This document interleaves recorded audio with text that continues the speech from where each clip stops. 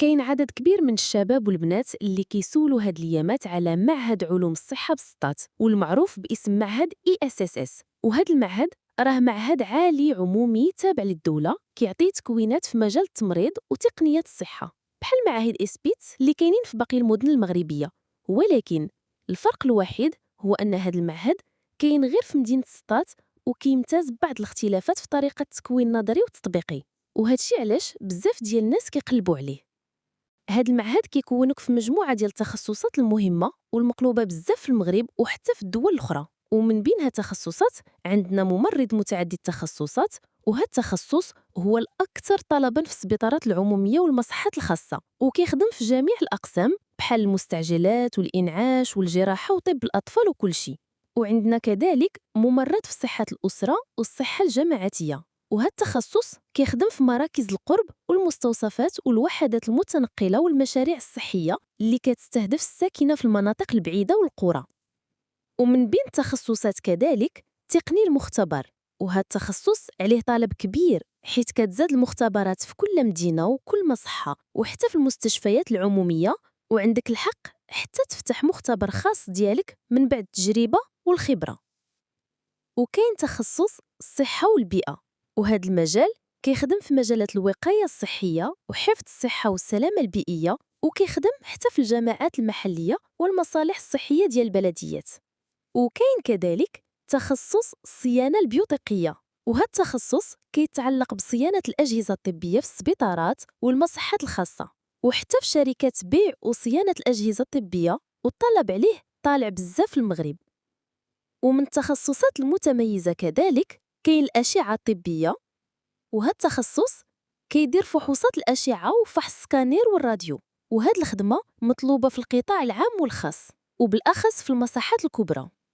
زيادة على هاد الشيء كاين تخصص تقني في الأجهزة والصيانة البيوتقية، وتخصص آخر هو راديو فيزيك راديو بيولوجي اي راديو بروتيكسيون، وهذا التخصص جد نادر ولكن عليه طلب كبير في القطاع الخاص في مصحات الأشعة ومراكز السكانر ومراكز العلاج بالأشعة. بالنسبة للشروط اللي خاصك توفر فيها باش تدفع لهذا المعهد، خاصك تكون حاصل على شهادة البكالوريا علمية سواء علوم فيزيائية أو علوم الحياة والأرض أو علوم رياضية، والباك القديم مقبول، يعني حتى اللي عنده باك ديال هادي شحال يقدر يدفع، ماشي ضروري يكون جديد. أما أصحاب الباك تكنولوجي والمهني فكيقبلوهم غير في واحد التخصص هو تقني الصيانة البيوتقية، باقي تخصصات خاصها باك العلمي. وحاجة زوينة في هذا المعهد هو أنه فاش علنوا عليه ما داروش شرط السن، يعني حتى الناس اللي عندهم الباك من قبل يقدروا يدفعوا بكل حرية. طريقة المباراة كتمر في مرحلتين، المرحلة الأولى هي الانتقاء الأولي وكيتم فيه احتساب 25% من نقطة الجهوي و75% من نقطة الوطني، وهاد النقطة كتحدد واش غادي تدوز المرحلة الثانية ولا لا. من بعد الانتقاء كاين اختبار كتابي كيكون فيه 4 ديال المواد، وهي الرياضيات الفيزياء الكيمياء علوم الحياة والأرض والفرنسية. المدة الزمنية ديال المواد كتكون بين 30 و 60 دقيقة حسب التخصص اللي غادي تدفع ليه.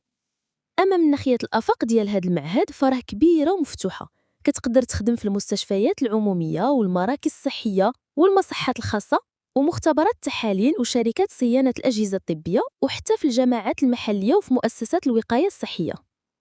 وبالإضافة للخدمة كتقدر تزيد تكمل قرايتك في الماستر ومن بعد في الدكتوراه، حيث الدبلوم ديال المعهد معترف به من طرف الدولة ومطلوب في كل القطاعات الصحية في المغرب وحتى في الخارج. وكاين بعض التخصصات اللي عليها طلب بزاف بحال ممرض متعدد التخصصات وتقني المختبر والصيانة البيوتقية والأشعة الطبية وحتى راديو فيزيك راديو بيولوجي اي راديو بروتيكسيون، بحكم قلة الناس اللي كيكونوا في هذا المجال والخصاص اللي كاين في المصحات والمراكز الخاصة.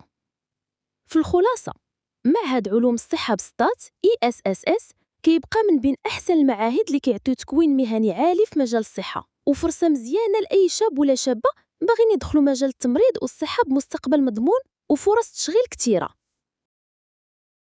بحال الدار البيضاء، سطات، مراكش، فاس، مكناس، طنجة، أكادير، وجدة، بني ملال، القنيطرة والعيون، وكل وحدة مرتبطة بجامعة عمومية